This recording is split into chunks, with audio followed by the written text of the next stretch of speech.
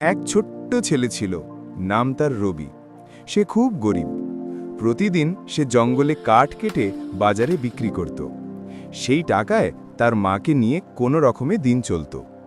একদিন ভোরে রবি জঙ্গলে কাঠ কাটতে গেল। হঠাৎই তার কুড়ুলটি পাশের পুকুরে পড়ে গেল। সে বসে কাঁদতে লাগল। হায়, এখন আমি কি করব? কুড়ুল ছাড়া তো কাজই হবে না। ঠিক তখনই পুকুরের ভিতর থেকে উঠে এলেন জলের দেবতা। দেবতা বলল, ভয় পেও না বাছা, আমি জলের দেবতা। তোমার কি হয়েছে?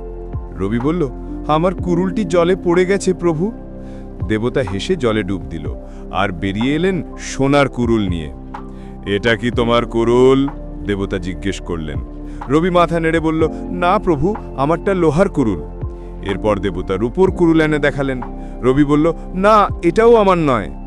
শেষে দেবতা একটা পুরনো লোহার কুড়ুল নিয়ে এলেন। রবি খুশিতে বলে উঠল, হ্যাঁ, এটাই আমার। দেবতা আনন্দে বললেন, তুমি সৎ ছেলে, তাই আমি তোমাকে 3টে কুড়ুলি দিচ্ছি, সোনা, রূপো আর লোহা কুড়ুল। রবি অবাক হয়ে দেবতাকে প্রণাম করল।